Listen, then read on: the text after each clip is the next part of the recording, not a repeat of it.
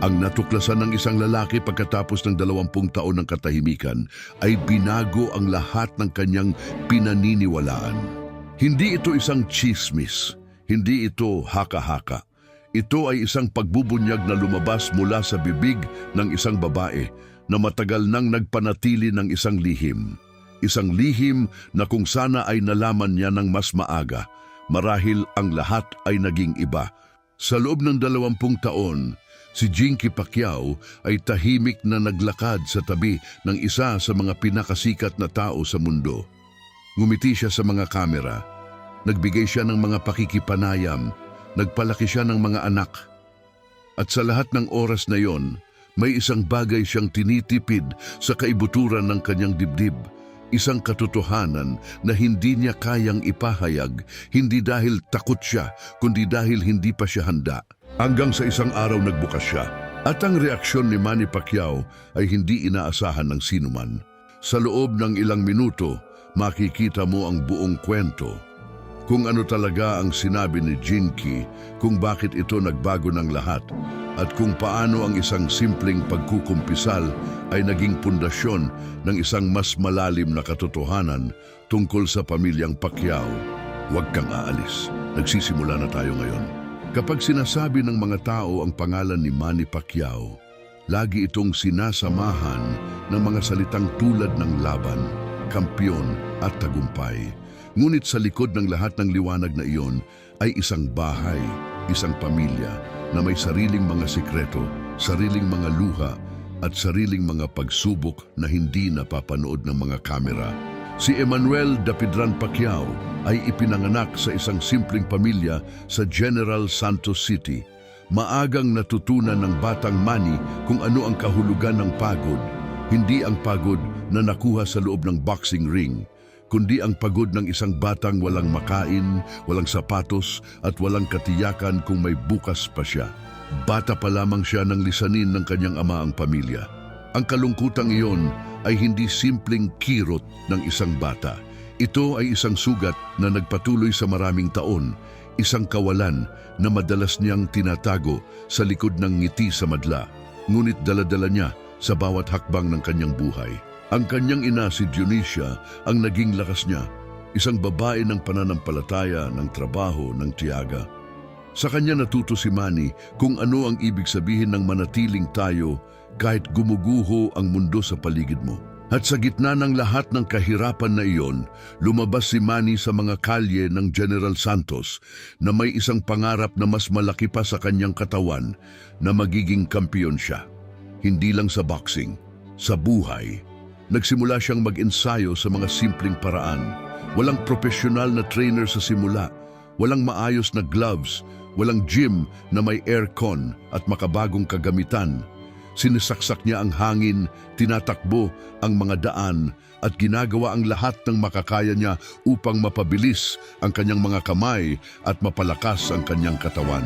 Ang mga tao ng pagsasanay na iyon ay nagbunga. Unti-unti, ang batang si Manny ay naging palaaban, hindi lang sa literal na paraan, kundi sa bawat aspeto ng kanyang pagkatao. Natuto siyang lumaban para sa kanyang mga pangarap, para sa kanyang pamilya at kalaunan para sa buong bansa. Ngunit bago naging simbolo siya ng Pilipinas sa buong mundo, may isang babae muna siyang nakilala. Si Jinky Zamora ay isang simpleng babae mula sa Sarangani. Hindi siya lumaki sa mundo ng glamour o ng spotlight. Lumaki siya sa isang pamilya na nagtuturo ng tamang pagpapahalaga, ng pagmamahal, ng katapatan, ng tiyaga. Hindi siya ang uri ng babaeng naghahanap ng sikat na lalaki upang mabago ang kanyang buhay. Siya ay isang babaeng may sariling mundo, sariling mga pangarap, at sariling pananaw kung ano ang dapat na relasyon. Nang makilala niya si Manny, hindi pa ito ang kampeyon na kilala ng mundo ngayon. Isang batang manlalaban pa lamang ito, matapang, masipag, puno ng apoy, ngunit walang garantiya na magiging sino siya. At iyon ang nakakatuwang bahagi ng kanilang kwento. Pinili ni Jinky si Manny, hindi dahil sa kanyang mga titulo. Pinili niya si Manny sa panahon na wala pang titulo ang lalaki.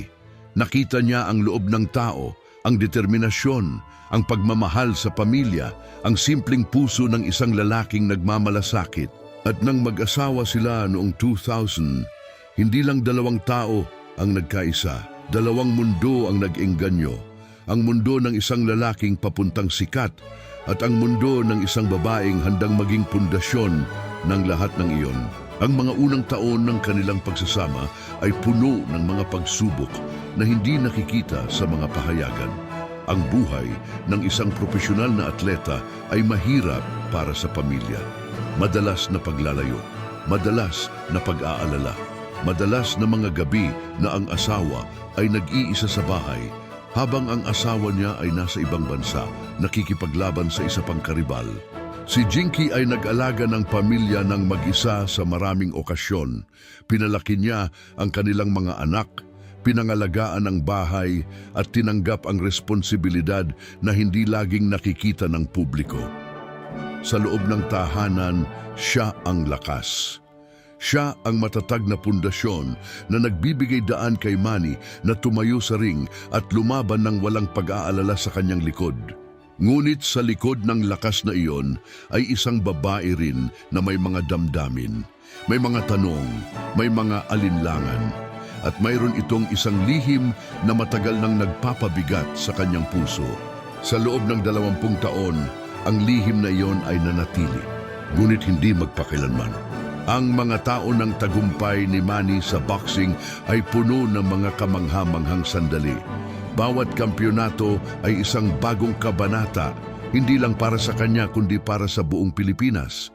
Naging simbolo siya ng pag-asa, ng posibilidad, ng katotohanan kahit saan ka nanggaling, kahit gaano kahirap ang iyong pinagmulan, may pagkakataon kang tumayo at manalo. Ngunit sa loob ng komplikadong mundo ng isang kampiyon, maraming bagay ang hindi simpleng puti o itim. Dumating ang mga panahon na ang kanilang pagsasama ay subok. Hindi ito palagi pinalakpakan ng publiko o napag-usapan ng bukas sa mga pahayagan sa oras na nangyayari ito. Ngunit ang katotohanan ay ang bawat pamilya, kahit gaano sila sikat o mayaman, ay may mga sandali ng pagsubok. May mga sandali kung saan ang bawat miyembro ay kailangang gumawa ng pagpili. Si Jinky ay nanatili. Sa kabila ng lahat ng komplikadong sitwasyon ng pagiging asawa ng isa sa pinakakilalang tao sa Pilipinas, sa kabila ng presyur ng publiko, sa kabila ng mga pagsubok na personal, nanatili siya. At ang desisyon na iyon ay hindi simpleng emosyon. Ito ay isang pagpili na ginawa niya ng paulit-ulit sa bawat araw na dumarating, kahit sa mga araw na hindi madali. Ang mga taong matagal nang sumusunod sa pamilya Pacquiao ay narinig na ang mga kwento ng kanilang mga pagsubok. Ngunit madalas, ang mga kwentong ito ay dumadating sa atin sa pamamagitan ng mga salita ng iba, ng mga journalist, ng mga tagahanga, ng mga nakapaligid sa kanila. Ang mas bihirang marinig ay ang sariling salita ni Jinky. Kaya naman, nang sa isang pakikipanayam, isang maingat na handa at maliwanag na pag-uusap, nagdesisyon si Jinky na ibahagi ang kanyang boses. Ang lahat ay nagbago. Ang mga salitang lumabas sa kanyang bibig ay hindi inaasahan ng marami.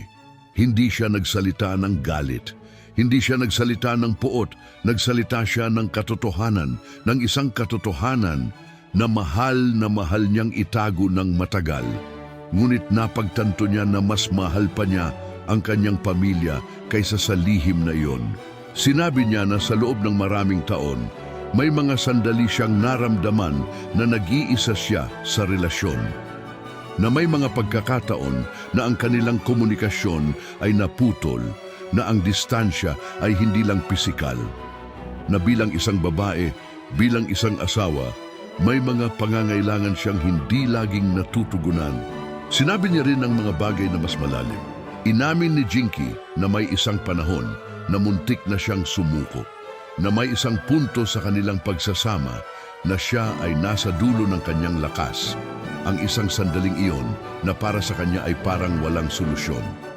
Na sa kanyang puso, nagtatanong siya kung ang pagpapatuloy ay ang tamang desisyon. Ngunit nanatili siya. At ang dahilan kung bakit siya nanatili ay ang isa sa mga pinakamakabuluhang bahagi ng kanyang pagbubunyag. Sinabi ni Jinky na ang kanyang pananampalataya ang nagligtas sa kanya. Hindi lamang pananampalatayang pangkomunidad, kundi ang isang personal, malalim na relasyon sa Diyos na nagturo sa kanya ng kahulugan ng pagpapatawad, ng pagmamahal, ng pagpapatuloy kahit mahirap. Sinabi niya na ang mga panalangin ang naging tulay sa pagitan ng kanyang sakit at ng kanyang desisyon na manatili. Na sa bawat gabing umiiyak siya nang walang nakakakita, naroon ang Diyos. Na sa bawat pagkakataong gusto niyang sumuko, may nagpapalakas sa kanya mula sa loob. At sa lahat ng taon na iyon, hindi niya ito ibinabahagi sa publiko. Hindi dahil hiya siya, kundi dahil para sa kanya, ito ay isang bagay na banal, isang bagay na pagmamay-ari ng kanyang puso at ng Diyos na kanyang pinaglilingkuran. Ngunit dumating ang araw na naramdaman niya na kailangan niyang ibahagi ito. Hindi para sa sarili niya, para sa ibang mga babae na maaaring nag-iisa rin sa kanilang mga pagsusumikap, para sa mga asawang nagtatanong kung may halaga pa ba ang kanilang pagtitiis, para sa mga pamilyang nasa dulo ng kanilang lakas at naghahanap ng dahilan upang magpatuloy. Iyon ang lihim ni Jinky na tinatago niya sa loob ng 20 taon.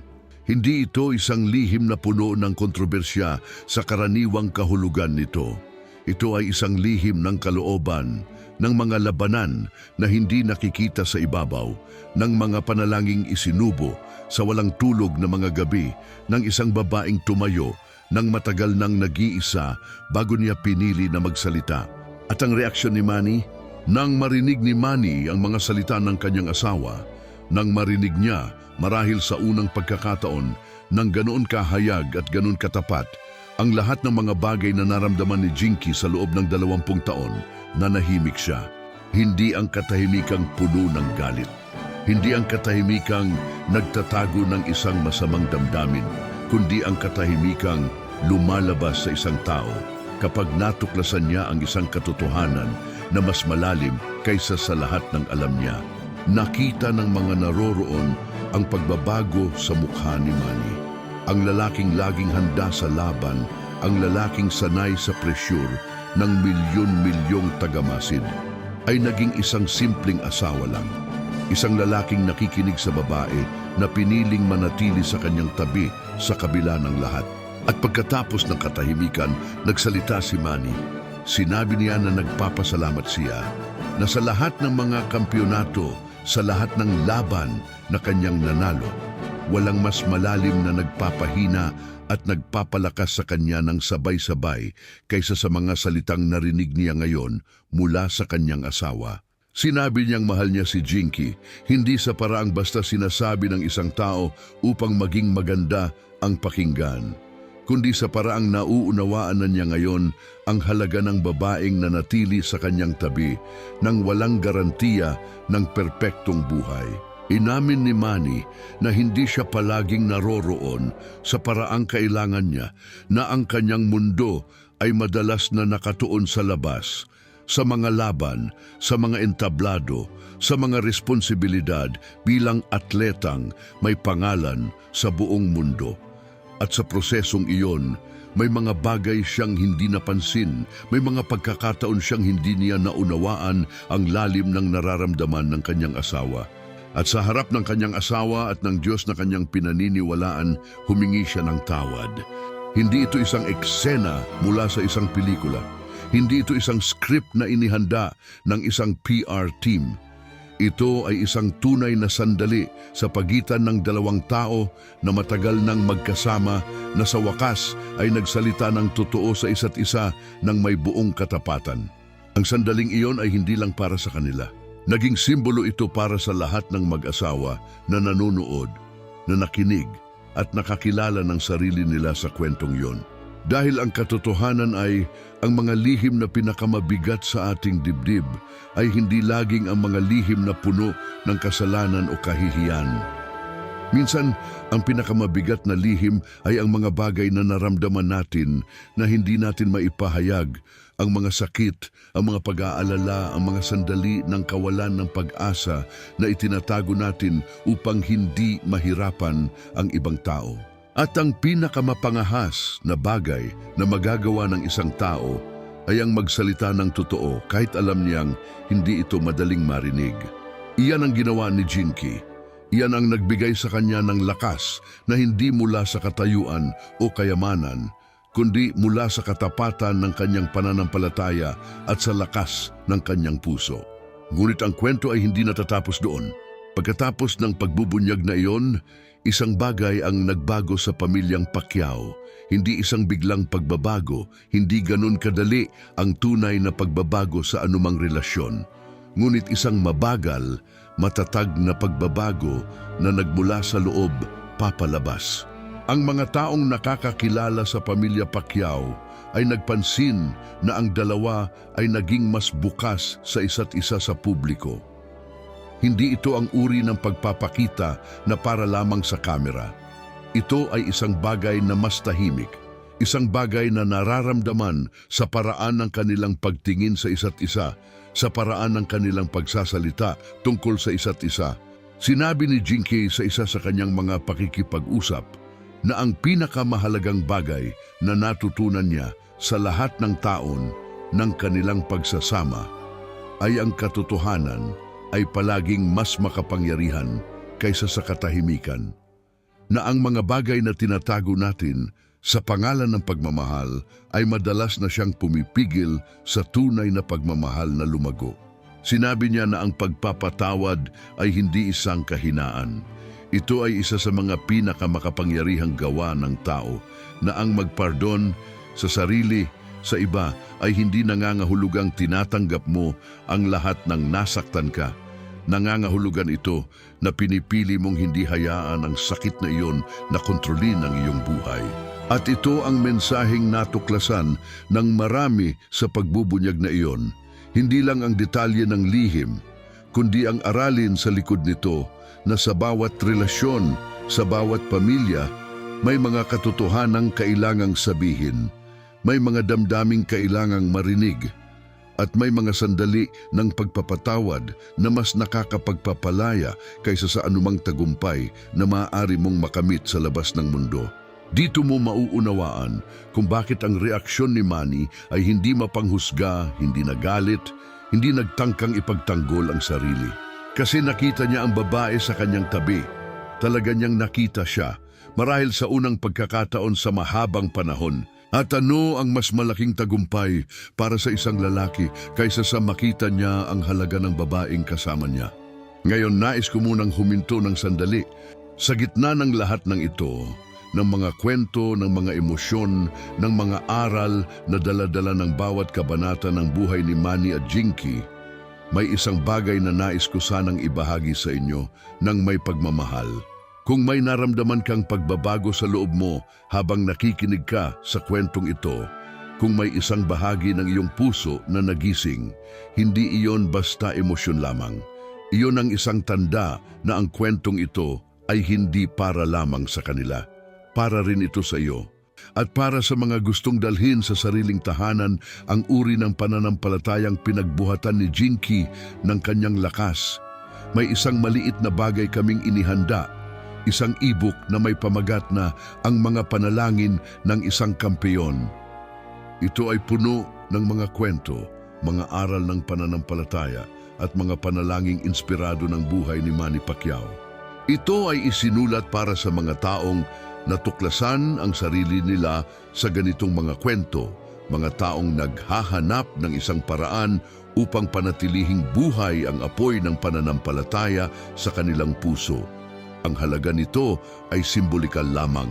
Ang link para sa pagkuha ay nasa description ng video na ito o sa unang nakapin na komento. Ngunit bumalik tayo sa kwento. Ang mga taon pagkatapos ng pagbubunyag na iyon ay naging isang bagong kabanata para sa pamilyang Pacquiao. Hindi ito nangangahulugang naging perpekto ang lahat. Walang pamilya ang perpekto, walang relasyon ang palaging madali. Ngunit mayroon itong isang bagay na mas mahalaga kaysa sa pagiging perpekto. Mayroon itong katotohanan. At sa katotohanan iyon, nagsimulang lumago ang isang bagong pundasyon. Si Manny, sa kabila ng lahat ng kanyang katayuan, ay nagpakita ng isang bagay na mahirap ipakita ng maraming lalaki. Nagpakita siya ng kakayahang marinig ang sakit ng ibang tao nang walang depensa. Nagpakita siya ng kakayahang aminin ang kanyang mga pagkukulang nang hindi kinakailangan manganib ang kanyang ego. Iyon ang uri ng tapang na hindi nakikita sa boxing ring. Iyon ang uri ng tapang na nagtatayo ng mga pamilya, ng mga komunidad, ng mga pamayanan, at si Jinky sa pamamagitan ng kanyang pagbubunyag ay nagbigay ng isang regalo sa lahat ng babaeng narinig siya, ang pahintulot na magsalita ng totoo. Ang pahintulot na ang kanilang mga karanasan ay may halaga. Ang pahintulot na ang pagiging masalita tungkol sa sariling mga panahon ng kahirapan ay hindi kahinaan, kundi isang uri ng lakas.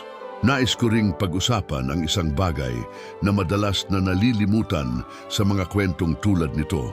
Ang mga tao, kapag nakikita nila ang isang sikat na tao tulad ni Manny Pacquiao, ay madalas na iniisip na ang tagumpay ay nagpoprotekta sa iyo mula sa sakit ng ordinaryong buhay. Na ang kayamanan, ang katanyagan, ang mga trophy at titulo ay nagbibigay sa iyo ng isang uri ng proteksyon mula sa mga bagay na sumasakit sa lahat ng tao. Ngunit ang kwento ni Manny at Jinky ay nagtuturo sa atin ng ibang katotohanan. Ang tagumpay ay hindi nagpoprotekta sa iyo mula sa puso. Ang tagumpay ay hindi nagpapabilis sa trabaho ng pagmamahal. Ang tagumpay ay hindi nagtuturo sa iyo kung paano makipag-usap sa taong mahal mo, kung paano marinig ng talaga, kung paano sabihin ang mga salitang kailangan ng iyong asawa na marinig. Ang mga bagay na iyon ay natututo mong gawin sa pamamagitan ng pagsisikap, ng mga pagkakamali, ng mga sandali ng katapatan, at ng pagpili araw-araw na gawin ang trabaho ng pagmamahal, kahit mahirap, kahit hindi komportable. At ito ang mas malalim na mensahe ng kwento ni Jinky. Sa loob ng 20 taon, nagtatrabaho si Jinky sa pagmamahal ng walang garantiya ng maliwanag na wakas. At sa kanyang pagtitiyaga, hindi lang ang kanilang relasyon ang nabago rin ang kanyang sarili. Naging mas malakas siya, naging mas matalino, naging mas malalim ang kanyang pananampalataya. At ang mga pagbabagong iyon, ang mga pagbabagong nangyari sa loob ng kanyang puso, ay mas mahalaga kaysa sa anumang panlabas na tagumpay. Pag-usapan natin ngayon ang mga anak. Ang pamilya Pacquiao ay binago rin ng pagbubunyag na ito sa isang paraan na hindi laging napapansin ng mga tao sa labas. Ang mga anak ay lumaki sa isang pamilyang may mga pagsubok, tulad ng lahat ng pamilya. Ngunit ang pagpili ng kanilang mga magulang na harapin ang mga pagsubok na iyon ng may katapatan at pananampalataya ay nagbigay sa kanila ng isang halimbawa na hindi mabibili ng kahit anong kayamanan. Nakita ng mga anak ang isang ama na handa kang aminin ang kanyang mga pagkukulang. Nakita nila ang isang ina na nanatili sa pananampalataya kahit sa pinakamahirap na mga sandali. At nakita nila ang 2 taong pinili ang katotohanan kahit mahirap, kahit masakit bilang pundasyon ng kanilang tahanan. Ang aral na iyon ay mas mahalaga kaysa sa anumang kayamanan, mas mahalaga kaysa sa anumang titulo o kampyonato. Kasi ang tunay na pamana ay hindi ang mga trofeo. Ang tunay na pamana ay kung ano ang isinasakatuparan ng isang tao sa pamamagitan ng kanyang buhay sa mga puso ng mga taong mahal niya. At ang pamana na iniwan ni Jinky sa kanyang mga anak ay ito, na ang lakas ng isang babae ay hindi nasusukat sa kung gaano siya lumalaban sa mundo, kundi sa kung gaano siya nananalig sa kanyang Diyos at sa sarili niyang puso. Habang tumatagal, naging mas maraming tao ang nagbibigay ng pansin sa boses ni Jinky, hindi bilang asawa ni Manny Pacquiao, kundi bilang sariling tao. Bilang isang babae na may sariling karanasan, sariling karunungan, sariling kwento. At ito ay isang mahalagang pagbabago. Sa loob ng maraming taon, ang mga kwento ng pamilya Pacquiao ay laging nakatuon kay Manny, ang kanyang mga laban, ang kanyang mga panalo, ang kanyang paglipat sa politika. At si Jinky ay laging nasa gilid ng kwento iyon. Ang asawa, ang ina, ang sumusuporta. Ngunit sa pamamagitan ng kanyang pagbubunyag, sinabi ni Jinky sa mundo na siya ay higit pa sa iyon. Siya ay isang babae na may sariling boses, sariling karanasan, at sariling mensahe para sa mundo. At ang mensaheng iyon ay simpleng ngunit malalim, na ang pinakamakapangyarihang bagay na magagawa ng isang tao ay ang maging totoo sa sarili, sa iba at sa Diyos. Hindi ito isang mensaheng kakaiba, ngunit sa bibig ng isang babaeng nakaranas ng lahat ng uri ng pagsubok na maaring maranasan ng isang asawa ng isang sikat na tao, ang mensaheng iyon ay nagkakaroon ng isang kaibang bigat. Ito ay isang mensaheng galing sa karanasan, mula sa sakit, mula sa mga panalangin na sinabi sa gitna ng gabi, mula sa mga desisyon na ginawa hindi dahil madali kundi dahil tama. At kapag ang mensahe ay galing sa lugar na iyon, mula sa tunay na karanasan ng isang tunay na tao, ito ay may kapangyarihang maabot ang puso ng iba na walang ibang salita ang makakaabot. Marami sa atin ang may mga lihim na dala-dala natin ng matagal, mga bagay na hindi natin sinasabi dahil hindi tayo sigurado kung tatanggapin tayo ng iba. Mga karanasan na itinatago natin sa loob ng ating dibdib dahil hindi tayo sigurado kung may halaga ang ating salita. Ang kwento ni Jinky ay nagsasabi sa lahat ng iyon, mahalaga ang iyong boses, mahalaga ang iyong karanasan, at may mga taong kailangan na marinig ang katotohanang matagal mo nang tinatago, hindi para sa ibang tao, kundi para sa iyo mismo. Kasi madalas, ang lihim na pinakamatagal nating tinatago ay ang isa ring pinaka nagpapabigat sa atin. At ang sandali na pinili nating magsalita ng totoo, na pinili nating bitawan ang mabigat na iyon, ay madalas na simula ng pinakamagandang bahagi ng ating buhay. Gaano kataas ang presyon ng pagiging asawa ng isang kilalang atleta at politiko? Ito ay isang tanong na hindi laging itinatanong sa mga babaeng nasa gayon na posisyon. Karaniwang ang mga tanong ay nakatuon sa mga lalaki, sa kanilang mga tagumpay, sa kanilang mga plano, sa kanilang mga ambisyon. Ngunit si Jinky ay nagbigay ng isang malalim na sagot sa tanong na iyon sa pamamagitan ng kanyang pagbubunyag. Sinabi niya na ang pagiging asawa ni Manny Pacquiao ay hindi isang simpleng papel. Ito ay isang papel na may dalahin ng mga inaasahan ng publiko, ng presyur ng kamera, ng responsibilidad sa komunidad. Ito ay isang papel na nangangailangan ng isang partikular na uri ng lakas. Hindi ang lakas ng katawan, kundi ang lakas ng karakter, ng pananampalataya, ng tiyaga. At sinabi niya na ang lakas na iyon ay hindi niya nakuha sa sarili niya. Nakuha niya ito sa kanyang pananampalataya, sa kanyang patuloy na relasyon sa Diyos na siyang naging lakas niya sa mga panahon na siya mismo ay wala nang natitira. Ito ay isang mahalagang bagay na pag-usapan, ang tungkol sa relasyon ng pananampalataya at lakas. Sa kultura nating Pilipino, ang pananampalataya ay malalim na nakatanim sa ating mga ugat. Ngunit madalas, ang pananampalataya ay ginagamit natin bilang isang paraan upang tanggapin ang mga bagay, upang matanggap ang sakit, ang pagkabigo, ang mga kawalan. Ngunit ang pananampalataya ni Jinky ay nagpapakita sa atin ng ibang uri ng pananampalataya. Hindi isang pananampalatayang nagpapatanggap lamang, kundi isang pananampalatayang nagpapalago. Isang pananampalatayang nagtuturo sa iyo na ang bawat panahon ng kahirapan ay may layunin. Hindi upang sirain ka, kundi upang palakasin ka. Iyan ang uri ng pananampalatayang nagbibigay ng lakas na hindi nakukuha sa anumang gym o training camp.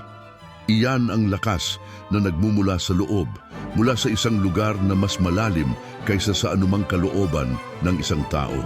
At iyan ang lihim ni Jinky na mas mahalaga kaysa sa kahit anong espesipikong detalye ng kanilang buhay. Ang lihim ay ito. Sa loob ng 20 taon, ang pundasyon ng kanyang lakas ay ang Diyos. At sa pagsasabing iyon ng hayag ng may buong katapatan at kahihiyan, nagbigay siya ng isang regalo sa lahat ng tao na narinig siya. Kasi sa mundo na madalas nagsasabi sa atin na ang lakas ay nangangahulugang kaya mong gawin ang lahat ng mag-isa, may isang babae ang tumayo at sinabi, "Ang aking pinakamalaking lakas ay ang aking pagkilala na kailangan ko ng Diyos." At sa pagkilalang iyon, naging mas malakas ako kaysa noong akala kong kaya ko ang lahat ng walang tulong. Ito ang reaksyon ni Manny nang marinig niya iyon. Hindi siya nagtanggol, hindi siya nagalit, hindi siya naghahanap ng paraan upang baguhin ang paksa o ibahin ang direksyon ng usapan. Nakinig siya. At sa pakikinig na iyon, sa simpleng gawa ng tunay na pakikinig, nagpakita siya ng isang bagay na mahalaga para sa lahat ng lalaki. Na ang pinakamakapangyarihang bagay na magagawa mo para sa babaeng mahal mo ay ang tunay na marinig siya. Hindi ang marinig upang sumagot, kundi ang marinig upang maunawaan. At sa sandaling iyon ng tunay na pakikinig, ang 20 taon ng mga hindi sinabi ay nagsimulang maging mga binago. Ito ang kwento na hindi sinasabi ng mga headline. Ito ang kwento na nararamdaman ng mga taong pinakinggan ito, hindi bilang isang tabloid na balita, kundi bilang isang salamin na nagpapakita sa kanila ng sarili nila.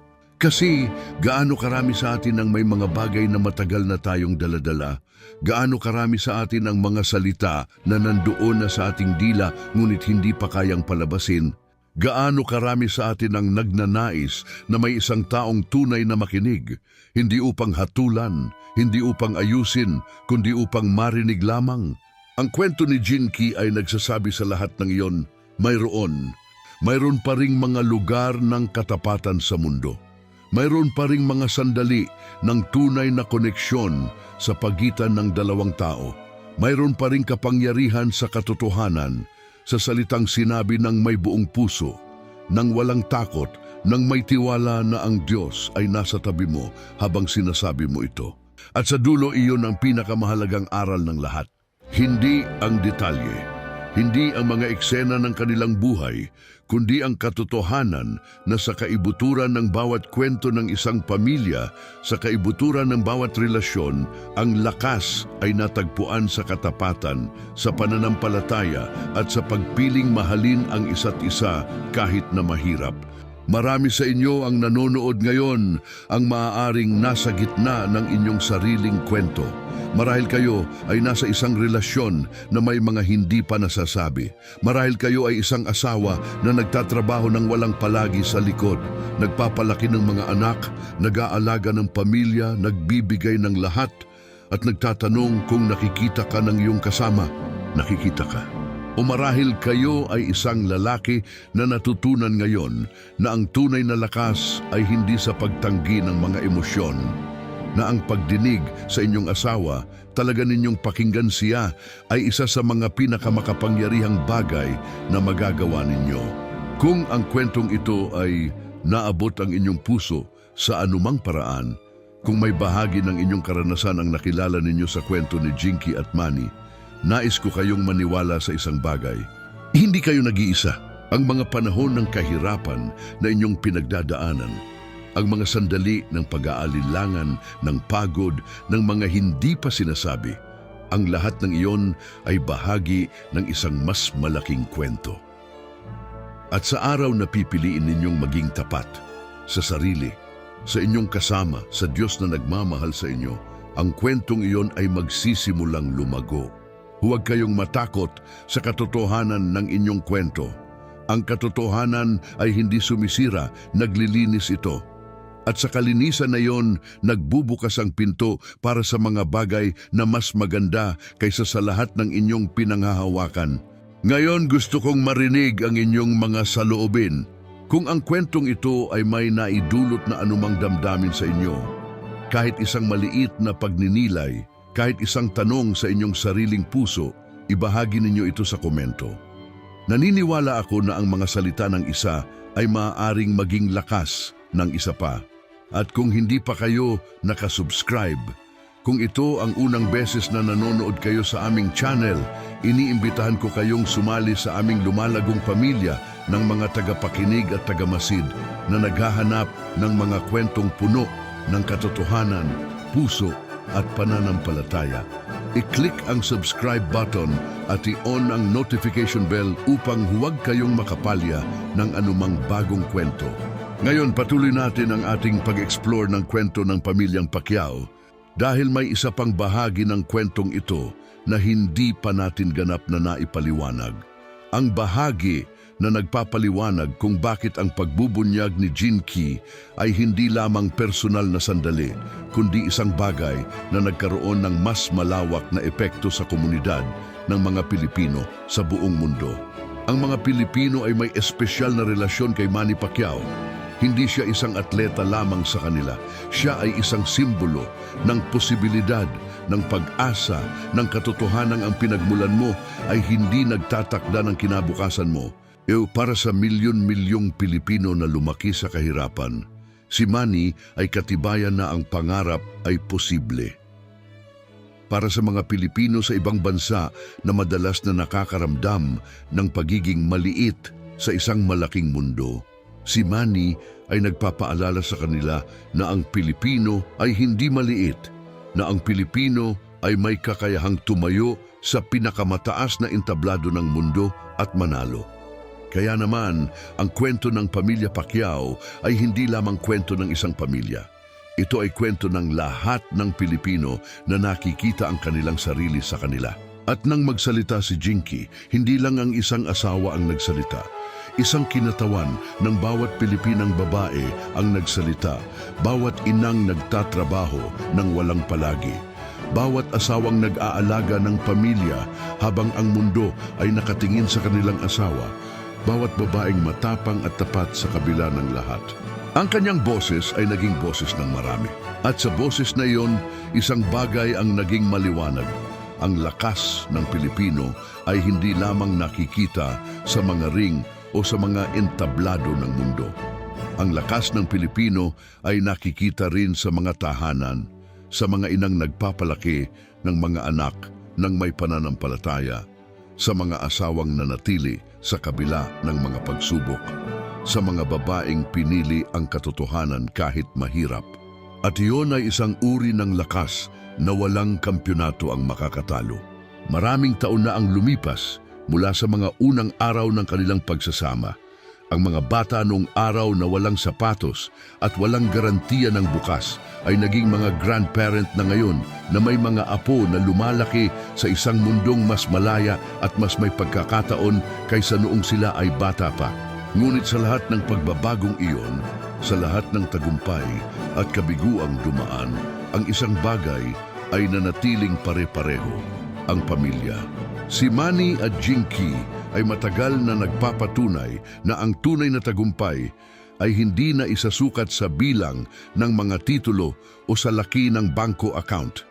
Nasusukat ito sa kalidad ng mga taong nasa tabi mo, sa lalim ng mga relasyon na binuo mo sa mga taon ng iyong buhay.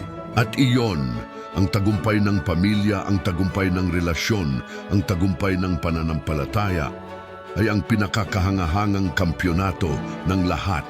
Habang tinatanggap natin ang lahat ng araling ito, nais ko ring pag-usapan ang isang aspeto ng kwentong ito na madalas na palampas kapag pinag-uusapan ang mga kilalang personalidad. Ang mga sikat na tao ay tao rin. Ito ay isang simpleng katotohanan, ngunit ang paraan ng pagtrato ng mundo sa mga sikat na tao ay madalas na nagpapalimot sa atin nito. Minamasdan natin sila sa mga litrato at video at nagsisimula tayong mag-isip na ang kanilang buhay ay isang pelikula. Na ang lahat ay maayos, ang lahat ay maganda, ang lahat ay walang pagkukulang. Ngunit ang katotohanan ni Manny at Jinky, ang katotohanang ibinunyag ni Jinky sa kanyang pagbubunyag, ay nagpapaalala sa atin na sa likod ng lahat ng ilaw at entablado, may dalawang tao lang ang naghihirap at nagtatrabaho upang mapanatili ang isang relasyon. At ang pagsisikap na iyon, ang pagtatrabaho sa isang relasyon kahit mahirap, kahit nangangailangan ng sasakripisyo, kahit nangangailangan ng katapatan na nakakasakit minsan, ay hindi pribilehiyo ng mga sikat. Ito ay trabaho na ginagawa ng bawat mag-asawa na siniseryoso ang kanilang pangako sa isa't isa. At sa pagbubunyag ni Jinky, nagbigay siya ng pahintulot sa lahat ng mag-asawa na aminin na ang trabahong ito ay mahirap, na hindi lahat ng sandali ay maganda, na may mga araw na mas madaling sumuko kaysa magpatuloy. Ngunit nagbigay rin siya ng isang pag-asa na ang pagtatrabaho ay sulit, na ang mga sandaling pinili kang manatili kahit mahirap ay ang mga sandaling nagtatayo ng pinakamatibay na pundasyon, na ang mga tao ng pagsisikap ay maaaring magbunga ng isang uri ng relasyon na mas malalim at mas mahalaga kaysa sa anumang maaaring mangyari kung hindi ka subok. At ito ang kwento ng pamilyang Pacquiao, hindi isang kwento ng perpeksyon, kundi isang kwento ng katotohanan, ng pagsisikap at ng pagpiling mahalin ang isa't isa sa kabila ng lahat. Nais ko ring banggitin ang isang bagay tungkol sa paraan ng pagtanggap ng publiko sa pagbubunyag ni Jinky. Nang unang lumabas ang mga salita niya, maraming reaksyon ang dumating. May mga nagsabi na matapang si Jinky. May mga nagsabi na inspirasyon siya. May mga nagtanong kung tama ang kanyang desisyon na ibahagi ito sa publiko. Ngunit sa dami ng mga reaksyon, ang pinaka nagkaroon ng malalim na epekto ay ang mga mensahe ng mga babaeng nagsulat nang sabing nakilala nila ang sarili nila sa kwento ni Jinky. Mga babaeng nagsabi, "Ako rin ay naranasan ng ganon at hindi ko alam na may ibang nakakaramdam ng katulad." Mga babaeng nagsabi, "Akala ko nag-iisa lang ako sa naramdaman ko, ngunit sa pakikinig sa kanya, napagtanto ko na hindi." Mga babaeng nagsabi, "Ang kanyang mga salita ang nagbigay sa akin ng lakas na magsalita rin sa aking asawa tungkol sa mga bagay na matagal ko nang tinatago." Ito ang tunay na epekto ng pagbubunyag ni Jinky. Hindi ang mga headline, hindi ang mga diskusyon sa social media, kundi ang mga tahimik na sandali ng pagkilala, ang mga sandaling naramdaman ng isang babae sa ibang sulok ng Pilipinas o sa ibang bansa, na ang kanyang karanasan ay tunay at makabuluhan at may karapatang marinig. At iyon ang makapangyarihang kapangyarihan ng katotohanan. Kapag sinabi mo ang iyong totoo, hindi ka lang nagpapalaya ng sarili mo. Nagbubukas ka ng pintuan para sa iba na maramdaman na sila rin ay malaya. Ang pamilyang Pacquiao, sa lahat ng kanilang karanasan, sa lahat ng mga pagsubok, mga tagumpay, at mga sandali ng katotohanan, ay nagbibigay sa atin ng isang mahalagang aral tungkol sa kung ano ang tunay na buhay na nabuhay. Hindi ito isang buhay na walang sakit. Hindi ito isang buhay na walang pagkakamali. Ito ay isang buhay na handa kang mahalin, talaga kang mahalin ang mga taong nasa tabi mo. Isang buhay na handa kang magsalita ng totoo kahit mahirap. Isang buhay na naniniwala kang ang pananampalataya ay hindi lamang para sa mga simbahan at mga espesyal na okasyon, kundi isang bagay na dala-dala mo sa bawat araw, sa bawat desisyon, sa bawat sandali ng pagpili. At sa huli, yun ang pinakamagandang bahagi ng kwentong ito.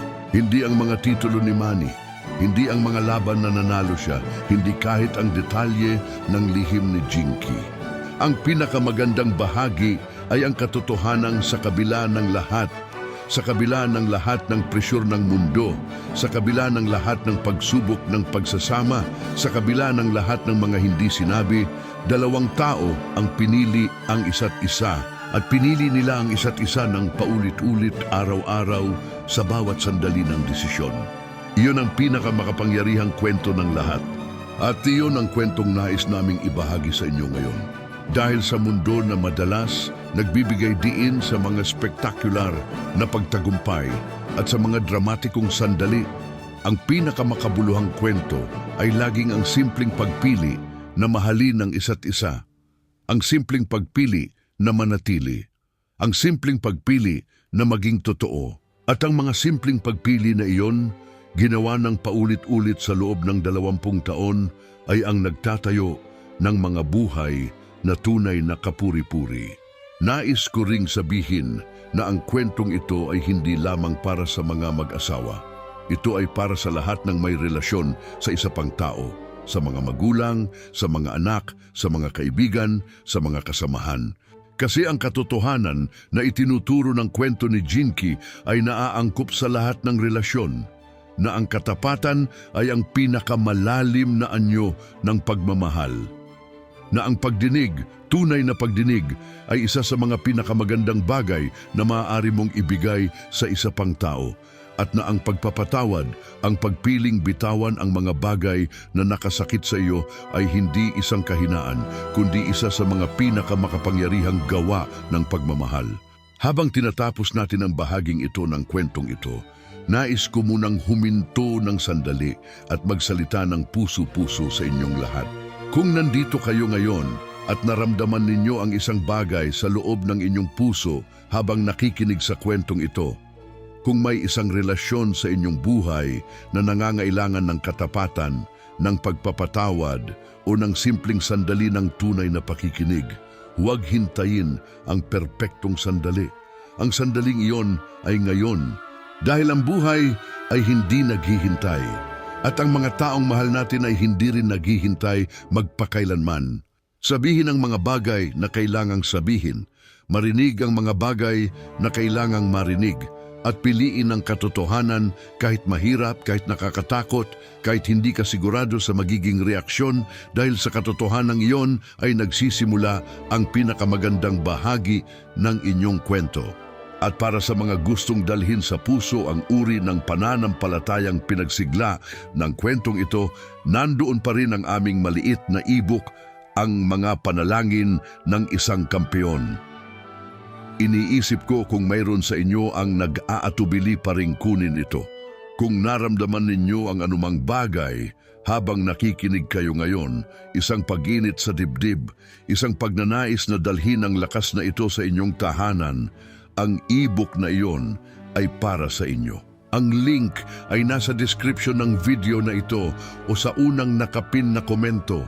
Ang halaga nito ay simbolikal lamang, at ang nilalaman nito ay para sa puso, hindi para sa mga tao na naghahanap ng mga formula, kundi para sa mga taong nagnanais na panatilihing buhay ang kanilang pananampalataya. Pag-usapan natin ang isa pang mahalagang aspeto ng kwentong ito na nararapat bigyang pansin. Ang papel ng Diyos sa buhay ng pamilyang Pacquiao. Alam ng marami na si Manny Pacquiao ay bukas tungkol sa kanyang pananampalataya. Sa maraming okasyon, hayag na sinabi ng kampiyon na ang kanyang lakas ay nagmumula hindi sa kanyang sarili, kundi sa Diyos na kanyang pinaniniwalaan. Na bago ang bawat laban, ang kanyang panalangin ay hindi para sa tagumpay lamang, kundi para sa lakas upang gawin ang tama, para sa pagkakataong mapakita sa mundo ang Diyos sa pamamagitan ng kanyang mga gawa. Ngunit si Jinky ay nagdagdag ng isa pang dimensyon sa kwentong ito ng pananampalataya. Sa pamamagitan ng kanyang pagbubunyag, ipinakita niya na ang pananampalataya ay hindi lamang isang bagay para sa entablado o para sa mga publiko na pagbibigay pasasalamat.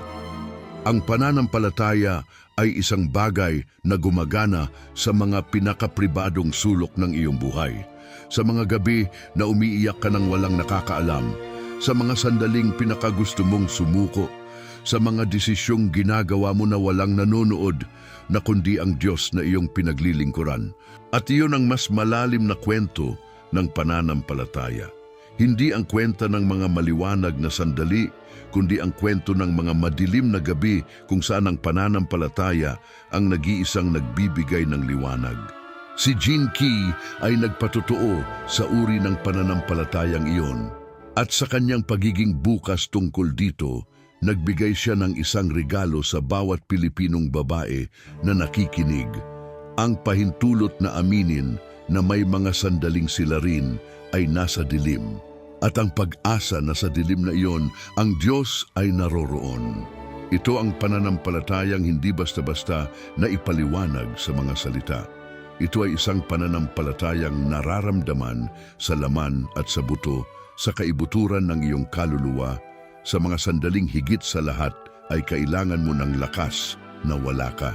At ang mensahe ni Jinky sa lahat ng narinig sa kanya ay ito: ang Diyos ay tunay at siya ay naroroon sa iyong mga sandali ng pagsubok. Hindi bilang isang manunood, kundi bilang isang kasama, bilang isang tagapagtanggol, bilang isang mapagpalang ama na nakakakita sa lahat ng hindi mo kayang ipakita sa mundo. Habang papalapit tayo sa dulo ng kwentong ito, nais ko na pag-usapan ng mga aral na maaari nating dalhin mula rito. Una, ang katapatan ay makapangyarihan. Ang mga salitang sinabi ng may buong katotohanan, kahit masakit, kahit hindi komportable, ay may kapangyarihang magbago ng mga relasyon, mga buhay at mga puso. Huwag matakot sa inyong katotohanan. Ito ang pinakamakapangyarihang bagay na mayroon kayo. Pangalawa, ang pakikinig ay isang anyo ng pagmamahal. Sa mundo na puno ng ingay at distraksyon, ang pagpili na tunay na marinig ang isang tao, ang ibigay sa kanya ang inyong buong pansin, ang inyong buong presensya, ay isa sa mga pinakamagandang regalo na maaari ninyong ibigay. Pangatlo, ang pagpapatawad ay nagpapalaya. Hindi ito nag-aalis ng sakit. Hindi ito nagpapatawad sa mga maling gawa, ngunit pinipili nitong hindi hayaang ang sakit ay maging kulungan. At sa kalayaang iyon, nagsisimula ang bagong buhay. Pang-apat, ang pananampalataya ay hindi para sa mga maliwanag na araw lamang. Ang tunay na pananampalataya ay ang nabibigkas sa madilim na gabi. Ang panalangin sinasabi sa pamamagitan ng mga luha, ang pag-asa na pinananatiling buhay kahit wala kang nakikita. Yan ang pananampalatayang gumagawa ng mga kababalaghan. At panglima, ang pagmamahal ay isang pagpili. Hindi ito isang emosyon lamang. Hindi ito isang pakiramdam na dumarating at umalis. Ito ay isang desisyon na ginagawa mo araw-araw, na piliin ang tao sa iyong tabi, na piliin ang relasyon sa inyong pagitan, na piliin ang pagtatayo ng isang bago kahit gumuguho ang luma. At ang lahat ng araling ito ay natutunan natin mula sa isang simpleng babae na piniling magsalita ng totoo pagkatapos ng 20 taon ng katahimikan. Hindi ito isang maliit na bagay. Hindi ito isang simpleng eksena, ito ay isang sandali ng tapang na magtatago sa kasaysayan ng pamilyang Pacquiao at sa kasaysayan ng lahat ng narinig ito. Dahil ang mga kwento ng katapatan ay nagtatago sa puso ng mga tao. Nagtatago sila at nagbibigay ng liwanag sa mga sandaling kailangan mo ito. At ang liwanag ng kwentong ito, ang liwanag ng lakas ni Jinky, ng pagdinig ni Manny, ng pananampalataya na nagtagal sa kabila ng lahat, ay maaaring maging liwanag mo rin sa iyong sariling panahon ng pagsubok. Kaya naman, sa pagtatapos ng kwentong ito, nais ko kayong hamon. Mag-isip kayo ng isang tao sa inyong buhay na kailangang marinig mula sa inyo. Isang tao na naghihintay ng inyong katapatan, ng inyong pagpapahayag ng pagpapahalaga, ng inyong simpleng salitang nagsasabing, nakikita kita, nandito ako, mahal kita. At huwag hintayin ang perpektong sandali. Ang perpektong sandali ay ang sandaling pipiliin ninyong gawin ito. Ang buhay ay puno ng mga pagkakataong nagdadaan nang hindi natin napapansin. Ang mga pagkakataong ito, ang mga sandali ng koneksyon, ng katapatan, ng pagmamahal na aktibo, ay ang mga sandali na bumubuo ng mga buhay na mahalaga. Huwag hayaang lumipas ang mga sandaling iyon nang hindi mo ginagamit. Kung ang kwentong ito ay nagbigay sa inyo ng kahit isang bagay, ng isang pag-iisip, ng isang pagninilay, ng isang motibasyon na gawin ang isang bagay na mahalaga sa inyong buhay, gawin ninyo ito ngayon. At kapag ginawa ninyo ito, babalikan ninyo ang kwentong ito at malalaman ninyo na ang gabi na ito, ang sandaling ito na napakinggan ninyo ang kwento ni Jinky at Manny ay isa sa mga sandali na nagbago ng inyong buhay. Iyan ang kapangyarihan ng katotohanan, iyan ang kapangyarihan ng kwento, at iyan ang dahilan kung bakit nagtatayo kami rito upang ibahagi ang mga kwentong tulad nito sa inyo. Maraming salamat sa inyong panunood, maraming salamat sa inyong pakikinig, at maraming salamat sa pagbibigay ng inyong oras sa isang kwento na umaasang nagdulot ng kahit kaunting liwanag sa inyong araw. Kung hindi pa kayo nakasubscribe, ito ang pinakamagandang oras upang gawin ito. I-click ang subscribe button at i-on ang notification bell. At kung may naramdaman kayo sa kwentong ito, kahit isang salita, kahit isang damdamin, ibahagi ninyo ito sa komento. Gustong marinig ng aming komunidad ang inyong saloobin. Hanggang sa susunod na kwento, nawa ay palagi kayong napapaligiran ng katotohanan, ng pagmamahal at ng pananampalatayang nagbibigay ng lakas sa inyong bawat araw.